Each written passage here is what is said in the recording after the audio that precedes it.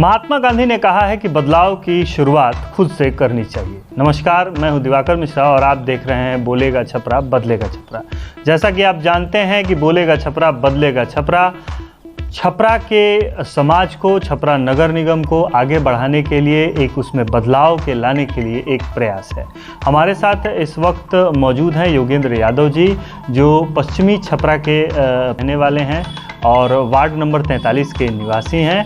तो हम उनसे बातचीत करने के लिए यहाँ पे आए हैं कि क्या स्थिति है अभी उनके क्षेत्र की और छपरा नगर निगम की स्थिति को वो कैसे देखते हैं, क्या उसमें वो सुधार चाहते हैं, कौन से आइडियाज़ हैं उनके पास जो वो शेयर करना चाहते हैं हमसे। नमस्कार सर, आपका स्वागत है। पहली प्रतिक्रिया जानना चाहेंगे कि चूँकि आप एक शिक्षक भी रहे हैं और हमेशा बदलाव के अग्रदूत रहे हैं, बदलाव के लिए आपने काम किया है शिक्षा के लिए, तो हमारा एक कार्यक्रम चल रहा है बोलेगा छपरा बदलेगा छपरा, जो छपरा के समाज में छपरा को बदलाव लाना चाहता है, बदलाव की दिशा देना चाहता है। तो आपको कैसा लगा इस कार्यक्रम के बारे में सुनकर? पहली प्रतिक्रिया। बोलेगा छपरा बदलेगा छपरा के चैनल को मैं स्वागत करता हूं। आपने जो ये कार्यक्रम शुरू किया है वह बिल्कुल ही सराहनीय है और इसकी मैं जितनी प्रशंसा करूं कम है। और इस तरह का कार्यक्रम प्रत्येक वार्ड में और प्रत्येक शहर में होना चाहिए और इससे समाज में जागरूकता बढ़ेगी और समाज में बहुत तरह का अच्छा संदेश जाएगा। और आपका बदलेगा छपरा बोलेगा छपरा के कार्यक्रम को मैं सराहना करता हूं और मैं आशा करता हूं कि ये कार्यक्रम सारे लोगों को पसंद आएगा और मुझे भी बहुत पसंद आ रहा है। मैं इसकी भूरी भूरी प्रशंसा करता हूँ। सर, आप शिक्षक हैं, एक आप छात्र नेता भी रहे हैं पूर्व में, उसके बाद आप शिक्षक भी रहे हैं। तो पहले तो मुझे सवाल आपके क्षेत्र के बारे में करना चाहिए था, लेकिन मैं आपसे एक मेरी आकांक्षा है कि चूँकि छपरा में उच्च शिक्षा के बारे में बहुत कम लोग बोलते हैं, बात करते हैं, तो चूँकि आप शुरू से एक छात्र नेता भी रहे हैं और एक शिक्षक भी रहे हैं, जयप्रकाश विश्वविद्यालय में आपने पढ़ाया है, तो जो शिक्षा की स्थिति है, उच्च शिक्षा की स्थिति छपरा में जयप्रकाश विश्वविद्यालय, उसके बारे में आप क्या कहना चाहते हैं और ऐसी हालत क्यों हो गई है? मैं जानना चाहता हूँ, मेरे दर्शक जो लोग हैं छपरा के, वो भी जानना चाहते हैं, अगर आप बता सकें तो। जहाँ तक उस शिक्षा की बात है और जेपी यूनिवर्सिटी की खासकर बात है, जहाँ के हम प्राध्यापक थे, मैं उस पर मैं कुछ बोलना चाहता हूँ। मैं लगातार 30 वर्षों तक इस जेपी यूनिवर्सिटी की सेवा किया। पहले की स्थिति शिक्षा की ये थी, उस शिक्षा की ये थी कि विद्यार्थियों की संख्या ज़्यादा थी, शिक्षक बहुत कम थे। और जब शिक्षक बढ़े तो विद्यार्थी की संख्या घटने लगी। कारण क्या था? कारण ये था कि पहले जो शिक्षक थे वो सब रिटायर करते चले गए, वैकेंसी हुआ नहीं। विद्यार्थी आते थे, विद्यार्थी आते थे, लेकिन उस विषय की पढ़ाई होती नहीं थी। एग्जाम सब कुछ होता था, लेकिन विषयों की पढ़ाई होती नहीं थी। अब धीरे धीरे शिक्षक की बहाली हुई है और शिक्षा में धीरे धीरे सुधार हो रहा है पहले की अपेक्षा। अब पूरे विश्वविद्यालय में, पूरे हमारे जेपी यूनिवर्सिटी में हमको लगता है कि 60% शिक्षक अब आ गए हैं और पढ़ाई लिखाई ठीक से चल रही है। लेकिन दुख के साथ ये कहना पड़ता है कि जेपी यूनिवर्सिटी जैसा खस्ता हाल शायद ही किसी यूनिवर्सिटी का होगा। वह यह है कि 3-4 सेशन विलम्ब से चल रहा है और इसका कारण है कि वहाँ के एडमिनिस्ट्रेशन, वहाँ के कुलपति वैसे डायनेमिक नहीं आए कि जिसके वजह से कैलेंडर हमारा रेगुलर हो सके। आज तक नहीं हुआ। लड़के त्रस्त हैं जिनकी डिग्री 3 साल में मिल जानी चाहिए थी, आज 6 साल लग रहा है, डिग्री नहीं मिल रहा है। अभी जेपी यूनिवर्सिटी का जहाँ तक जो विद्यार्थी पास कर रहे हैं उनका रिजल्ट भी सही ढंग से नहीं आ रहा है। पास का फेल का पास आ रहा है। कंप्यूटर टेम्परेचर से समूचा ये सब बिल्कुल गलत बात हो रहा है और ये बात नहीं लोग कर रहे हैं। कुलपति ने कहा था, लेकिन कुलपति ने बिल्कुल ही झूठा कहकर लोगों को बयान दे दिया, लेकिन अपना दोस्त उन्होंने दिखाया नहीं कि मेरी ही गलती से, मेरे ही कंप्यूटर की गलती से ऐसा हो रहा है। तो ये सब सारी चीज़ों को मैं ध्यान देने की कोशिश करूँगा। और दूसरी बात है कि जब तक इस डायनेमिक वाइस चांसलर नहीं आएंगे तब तक जेपी यूनिवर्सिटी में कोई सुधार होने वाला नहीं है। मैं स्पष्ट शब्दों में मैं कहना चाहता हूँ। मेरा मकसद था जेपी यूनिवर्सिटी की चर्चा करना। क्यों मैंने चर्चा की, अब मैं आपसे खुलासा करता हूँ। क्योंकि जयप्रकाश विश्वविद्यालय जो है ठीक पूर्वी जो छपरा है, यानी कि जो रौजा है, गिरका है, शेरपुर का जो इलाका है हमारा तेलपड़ का, इससे ठीक उत्तर साइड में रेलवे लाइन के उस पार बना है। और यहाँ के सारे लोगों की ज़मीनें जो हैं जयप्रकाश विश्वविद्यालय में चली गई। तो एक तो यहाँ के जो खेतीहर किसान थे, लोग थे, उनका एक आजीविका का साधन चला गया। दूसरा, उनको यहाँ पे कोई नौकरी नहीं मिली इस विश्वविद्यालय में। दूसरा, यहाँ के लोगों को कोई आरक्षण नहीं प्राप्त हुआ यहाँ पे कि विश्वविद्यालय में कि यहाँ के बच्चों को एक स्थानीय स्तर पे 10% का आरक्षण मिलेगा ताकि उनको एडमिशन में सुविधा हो जाए। तो और यहाँ पे और भी बहुत सारे चीज़ें बन रही हैं, जैसे हॉस्पिटल बन रहा है, इंजीनियरिंग कॉलेज बना, इंजीनियरिंग कॉलेज यहाँ के लोगों की ज़मीन पर बना और एडमिशन बाहर के लोग पाते हैं। तो ऐसी बहुत सारी समस्याएँ हैं। विकास का पूरा काम इस पूर्वी छपरा में हो रहा है, लेकिन ये पूरा पूर्वी छपरा आखिर क्यों वंचित है? ये आपका क्षेत्र है, मैं ये जानना चाहता हूँ। जहाँ तक जयप्रकाश यूनिवर्सिटी में इंजीनियरिंग कॉलेज और मेडिकल कॉलेज और नामांकन की जहाँ तक आप बात कर रहे हैं, नामांकन में तो रिजर्वेशन होना चाहिए और है भी, लेकिन रिजर्वेशन को भी ताक पर रखकर गलत ढंग से एडमिशन लिया जा रहा है। इसकी भी शिकायत विद्यार्थियों ने किया था, वाइस चांसलर से किया था कि आरक्षण को नज़रअंदाज करके एडमिशन लिया जा रहा है, जो रिजर्व कर रहे हैं उनको एडमिशन नहीं हो रहा है। दूसरी बात, इस शहर में पूर्वी इलाके में हमारा जेपी यूनिवर्सिटी बना, जिसके अंतर्गत मेडिकल कॉलेज और इंजीनियरिंग कॉलेज है। हमारे विश्वविद्यालय में बाहर के लड़के, दूर दराज के लड़के आकर एडमिशन ले लेते हैं। लेकिन मेरा एक सुझाव है, ये होना चाहिए वाइस चांसलर के द्वारा कि स्थानीय लोगों का कोटा और इतना % सीट रख कर तब एडमिशन, वही मैं कोरिलेट कर रहा था, क्योंकि लिया जाए। ये हुआ नहीं, जमीन यहाँ के। और दूसरी बात, जमीन का अधिग्रहण हुआ। हम लोगों ने इस नाम पर जमीन दे दिया कि ये बहुत बड़ी संस्था बनने जा रही है, हम लोग का बच्चों का कल्याण होगा, स्थानीय लोगों का कल्याण होगा। और हम लोगों ने आवाज़ उठाया था पूर्व में कि जिनका जो लोग विस्थापित हो रहे हैं ज़मीन देकर, उनको परिवार के एक नौकरी सदस्य को यूनिवर्सिटी में मिलनी चाहिए। ये भी नहीं हुआ, ये बड़े दुखद की बात है। मेडिकल कॉलेज, इंजीनियरिंग कॉलेज में बाहर के लड़के एडमिशन ले रहे हैं, लेकिन यहाँ का कोटा निर्धारित नहीं हो रहा है कि छपरा के लड़कों का इतना % एडमिशन इंजीनियरिंग में, मेडिकल में रिजर्व होगा, लेकिन ये भी नहीं हो रहा है। और लड़के यहाँ बाहर के जाकर प्लान कर रहे हैं। ये बहुत दुखद बात है। और ये हमारा जो यूनिवर्सिटी है वो उसका ही खामियां है। और जब तक सुजोग वाइस चांसलर और अच्छे vice chancellor, dynamic vice chancellor नहीं आएंगे, तब तक ये काम होने वाला नहीं है। वर्तमान में जो वाइस चांसलर हैं, उनका पावर सीज है 2 बरस से, वो क्या कर पाएंगे? कुछ नहीं कर पाएंगे। उनका 2 बरस से पावर सीज है, फाइनेंशियल पावर सब सीज है। अच्छा, अब एक और बात मैं आपसे पूछना चाहूँगा। अभी हम पूर्वी छपरा की ही बात कर रहे हैं, आपके क्षेत्र की बात कर रहे हैं। हम लगातार सर्वे कर रहे हैं इस क्षेत्र में, कई जगहों पर हम गए, तो हमने ये देखा कि ये पूर्वी छपरा जो है, पूरा इसकी कनेक्टिविटी जो है टाउन से, वो कट सी गई है। यानी कि जो मुख्य सड़क है वहाँ आप देख रहे हैं कि डबल डेकर का काम चल रहा है और वो जगह जगह गड्ढे बने हुए हैं और बड़े बड़े बोल्डर्स हैं सड़क पे। उस पर जो कंपनी काम करे उसका कोई ध्यान नहीं है। लगातार दुर्घटनाएं होती हैं, लोग अपने हाथ पैर टूट रहे हैं, गंवा रहे हैं। ये चीज़ है। और जो निचली सड़क है वो बालू ढोने वाले ट्रैक्टरों के कारण, मतलब ट्रैक्टर तो जहाँ चलेंगे वहाँ रोडें जो है खराब हो जाएंगी, तो निचली पूरी सड़क जो है खराब हो चुकी है।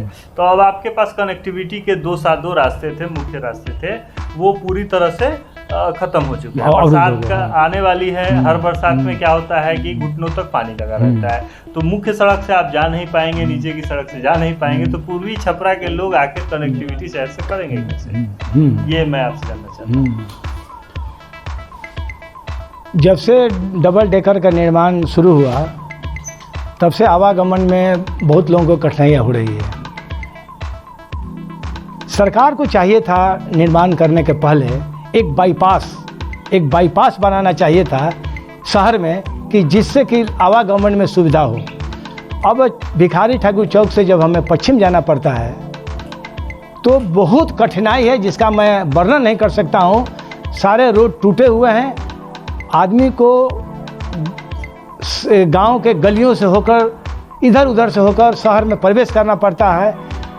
सरकार से मेरा निवेदन था और मैंने कहा भी था और एप्लीकेशन भी दिया था कि डबल डेकर बनने के पहले शहर में एक आवागमन की सुविधा सुनिश्चित किया जाए, ताकि लोग शहर से गांव की तरफ आसानी से जा सकें। और दूसरी बात है कि जब से ये बालू का, लाल बालू का जो थी, उजला बालू का जो धंधा शुरू हुआ है, तब से अच्छे सड़क भी बर्बाद हो गए हैं, चलना मुश्किल है। अभी तो बरसात शुरू हुआ है, जब और बरसात जब शुरू होगा आने वाले दिनों में, तब शहर नारकीय हो जाएगा और आवागमन की कहीं कोई सुविधा नहीं होगी। और मैं एक बहुत अहम बात मैं बताने जा रहा हूँ। जब से जेपी यूनिवर्सिटी की स्थापना हुई, जेपी यूनिवर्सिटी के अंतर्गत छपरा, सिवान, गोपालगंज, ये तीनों जिला के विद्यार्थी पढ़ने आते हैं, अपने काम के लिए यूनिवर्सिटी आते हैं। लालू जी ने प्रत्येक जगह एक बस दिया था, 2 बस हमारे यूनिवर्सिटी में दिया था कि चले। जेपी यूनिवर्सिटी प्रशासन, वाइस चांसलर ने कोई नहीं ध्यान दिया कि जो लड़के दूर दराज से आते हैं यूनिवर्सिटी में, वो कैसे आएंगे। बस था, बस सड़ गया, बस बर्बाद हो गया। जेपी यूनिवर्सिटी ने कोई वैकल्पिक व्यवस्था नहीं किया। आज तक बहुत सा इस पर चर्चाएं हुई, लेकिन कोई व्यवस्था नहीं हुआ। छात्रों के लिए, अभिभावकों के लिए जो दूर दराज से छपरा, सिवान, गोपालगंज से आते हैं, वो कितनी कठिनाई होती है उनको भिखारी ठाकुर चौक से, गांधी चौक से यूनिवर्सिटी जाने में, भगवान ही जानते हैं। कुलपति महोदय कुछ नहीं कर रहे हैं। अपनी अच्छी गाड़ियाँ, रजिस्ट्रार हो चाहे कुलपति हो, अच्छी गाड़ियाँ लेकर लोग मौज कर रहे हैं, लेकिन छात्रों को, अभिभावकों को दूर दराज से आना पड़ता है। कहीं इसकी कोई व्यवस्था नहीं है। न यूनिवर्सिटी अपने लेवल से कोई बस की व्यवस्था की, और ना लालू जी ने जो बस दिया था उसका भी इन लोगों ने अच्छे ढंग से उपयोग नहीं किया, और जिसके चलते बस सड़ गया। आप शिक्षा के क्षेत्र से जुड़े रहे हैं और बाहर भी जाते रहे होंगे, हमेशा सेमिनार्स वगैरह, कन्वेंशन वगैरह करते हैं। तो बाहर जब जाते हैं सर, तो जो वहाँ की शहरीय व्यवस्था है, जो नगरीय व्यवस्था है और यहाँ की नगरीय व्यवस्था है, क्या अंतर पाते हैं, क्या देखते हैं? मैं मगध यूनिवर्सिटी में था, वहाँ शिक्षा दीक्षा मेरी मगध यूनिवर्सिटी में हुई। मगध यूनिवर्सिटी में जब मैं पढ़ता था, शहर से यूनिवर्सिटी जाने की दूरी कम से कम 12-13 किलोमीटर की दूरी है। मगध यूनिवर्सिटी ने हर एक 5 मिनट पर शहर से यूनिवर्सिटी जाने के लिए बस की व्यवस्था की थी, राष्ट्रीय ट्रांसपोर्ट की व्यवस्था। इसी बिहार में? इसी बिहार में। मैं बात कर रहा हूँ 1978 की बात कर रहा हूँ, 78 की बात कर रहा हूँ। उस यूनिवर्सिटी में प्रतिदिन एक सुबह में बस खुलेगी रेलवे स्टेशन से, रेलवे स्टेशन से खुलेगी सीधा यूनिवर्सिटी, और एक सुबह में बस खुलेगी यूनिवर्सिटी से रेलवे स्टेशन के लिए, बस अड्डा के लिए, और लास्ट बस 10 बजे समाप्त हो जाता था। और सारे लड़के यूनिवर्सिटी से जो भी काम होता था अपना गए, और हर एक 10 मिनट पर बसें खुलती थी। ये व्यवस्था था। और जब मैं प्रेसिडेंट था मगध यूनिवर्सिटी का, तो मैंने सारी व्यवस्था दुरुस्त कर दिया था। हॉस्पिटल में पहले डॉक्टर नहीं बैठते थे, दवाइयाँ नहीं मिलती थी, उसको मैंने सुनिश्चित किया। लाइट की व्यवस्था नहीं थी, पानी की व्यवस्था नहीं थी, टंकी बना, बड़े बड़े जनरेटर लगे उस समय। और 78 की बात मैं कर रहा हूँ। और अभी क्या हालत? अभी हालत है कि यहाँ लाइट की, यूनिवर्सिटी में तो लाइटें नहीं है। हम जब दूर दराज में, हम लोग जब कभी सेमिनार में जाते हैं, कभी पेपर पढ़ने के जाते हैं इंटर स्टेट में जाते हैं, स्टेट से, अपने स्टेट से बाहर जाते हैं, वहाँ जाने पर मन खुश हो जाता है। जाते जाते यूनिवर्सिटी लगता है कि हाँ एक यूनिवर्सिटी है। वहाँ का रोड, वहाँ का वातावरण, वहाँ का हरियाली देखकर, और जाते जाते हर एक चीज़ की सुविधा, जाते जाते गेट पर आदमी मिलेगा, बोले सर कहाँ जाना है, कैसे आए, आने जाने की सारी सुविधा उपलब्ध है। तो हमारे यहाँ बिहार में खासकर जेपी यूनिवर्सिटी की हालत बहुत ख़राब है। सर एक और सवाल है कि हमने सुना है कि आप छपरा नगर निगम से डिप्टी मेयर के रूप में चुनाव भी लड़ने वाले हैं, तो ये क्यों और इसके पीछे क्या मकसद है? मैं चुनाव से भाग गया था, नहीं लड़ना चाहता था। मैं लोगों के दबाव से मैं 10 वर्ष पहले ही कह दिया था कि मैं कोई चुनाव नहीं लड़ूंगा। लेकिन स्थानीय लोगों को, जनता की पुकार पर कि नहीं आपका कार्यकलाप 17 वर्षों में हम लोगों ने देखा है, आप कितने डायनेमिक थे। मैं 17 वर्षों तक विपक्ष में रहा, लेकिन जो चाहा वही हुआ। किसी चेयरमैन का चाहे किसी का पदाधिकारी का मनमाने वार्ड काउंसलर भी 17 वर्षों तक लगातार थे, नहीं चलने दिया। 83 से लेकर 2000 तक नहीं चलने दिया। जो चाहा वही हुआ और अच्छा ही चाहा, नागरिकों के लिए हमेशा अच्छा ही चाहा, मनमानी नहीं होने दिया, लूट खसोट नहीं होने दिया। नागरिकों ने इस बार आप पर हाँ, विश्वास कर लेकिन मेरी इच्छा नहीं थी।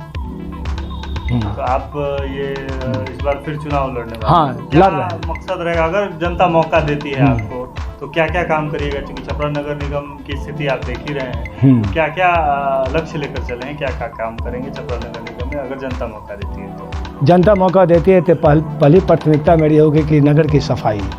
सबसे आप देख रहे होंगे कि नगर में सफाई नाम की कोई चीज़ नहीं है। सारे संसाधन नगर निगम में उपलब्ध हैं, लेकिन कार्य रूप में नहीं है। सड़कों पर कूड़ा लगा हुआ है। कूड़ा का प्रस्ताव था कि एक जगह कूड़ा डैम्प होगा, उससे खाद बनेगा, उसमें भी धांधली हुई, वो भी बंद हो गया। नाली सड़क कहीं भी किसी भी जगह जाइए, किसी भी वार्ड में जाइए, नाली सड़क कहीं भी सही नगर निगम में जितनी भी योजना नरक की स्थिति है। सड़क की नगर की स्थिति, योजनाएं लाखों लाख करोड़ रुपया खर्च हो रहा है, करोड़ों रुपये बदला रहे, अपने कार से बदला रहे हैं। आदमी बदलाव कैसे लाता है वो डिपेंड करता है उस प्रतिनिधि पर कि वो आदमी कैसा है, उसके व्यक्तित्व पर। वो जब तक आदमी डायनेमिक नहीं रहेगा तब तक सुधार होने वाला नहीं है। अगर मूर्ति की तरह मुझे बैठा दिया जाए, कुर्सी पर बैठा दिया जाए, कुर्सी के मैं शोभा बढ़ाता रहूं, तो इससे नहीं चलने वाला है। जब तक डायनेमिक आदमी, शिक्षित आदमी, विजन वाला आदमी जब तक नहीं बैठेगा तब तक नगर पालिका में आमूलचूल परिवर्तन नहीं होने वाला है। बहुत बहुत आपको शुभकामनाएं। आप नगर निगम से डिप्टी मेयर के चुनाव लड़ रहे हैं और आप एक शिक्षाविद भी रहे हैं, तो आपको बहुत बहुत शुभकामनाएं। हमसे बातचीत करने के लिए बोलेगा छपरा बदलेगा छपरा में हमने बातचीत की। बहुत सारे विषयों पे हमने बात की, जेपी यूनिवर्सिटी से लेकर पूर्वी छपरा की और नगर निगम की समस्याओं में, और आशा करते हैं कि आपके जैसा डायनेमिक पर्सन आए और जो बदलाव हम चाह रहे हैं, आप चाह रहे हैं, जो छपरा का समाज चाह रहा है, वो बदलाव आए। बोलेगा छपरा बदलेगा छपरा में आपने भाग लिया, आपने हमसे बातचीत की, आपका बहुत बहुत धन्यवाद। पुनः आपका मैं बोलेगा छपरा बदलेगा छपरा में आपका मैं पुनः स्वागत करता हूं, और इस चैनल को मैं बहुत शेयर करूंगा और सारे लोगों के से मैं इस बात को मैं हर जगह इस बात को फैलाने की कोशिश करूंगा। बोलेगा छपरा कि जो अब और बहुत ही अच्छा है, और इसकी एक बार कहेंगे सर, बोलेगा छपरा बदलेगा छपरा, बोलेगा छपरा बदलेगा छपरा।